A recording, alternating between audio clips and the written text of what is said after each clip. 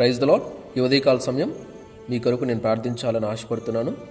ఈ ఉదయకాల సమయం చాలామంది నేను దేవుని పట్ల ఆసక్తి చూపలేకపోతున్నాను, దేవుని సన్నిధి పట్ల ఆసక్తి చూపలేకపోతున్నాను, దేవుని పట్ల ఆసక్తి చూపుదామని దేవుని వైపు తిరుగుదామని అనుకుంటున్నాను, కానీ నాలా కావట్లేదు.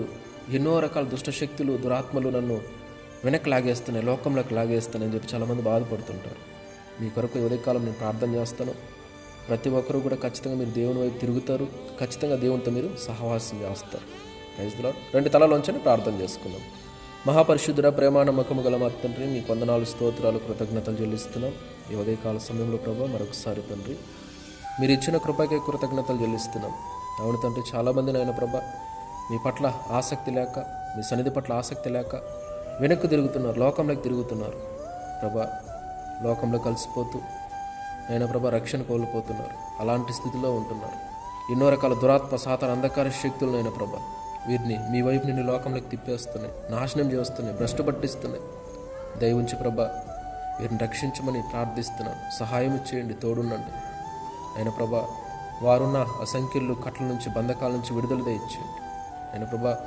ఎంతమందిని అయితే ఈ దురాత్మలైన ప్రభా అయినా యేసయ్య మీ సన్నిధి పట్ల ఆసక్తి లేకుండా చేసి, వాక్యం పట్ల, ప్రార్థన పట్ల ఆసక్తి లేకుండా చేసి లోకం వైపు తిప్పి నాశనం చేస్తున్నాయో వారందరినీ రక్షించండి. వారిని ఆయన ప్రభు మీ చేతుల్లోకి తీసుకొని ఆ దురాత్మల నుంచి విడుదల దయచేయమని, సహాయం చేయమని, వారికి విడుదలనిచ్చి తండ్రి మీ సన్నిధిలో స్థిరపరచమని ప్రార్థిస్తున్నాను. సహాయం చేయండి, తోడుండమని. వారిలో కూడా నాయన మీ పట్ల, మీ సన్నిధి పట్ల ఆసక్తిని పుట్టించండి. ప్రార్థన పట్ల, వాక్య ధ్యానం పట్ల ఆసక్తిని పుట్టించండి.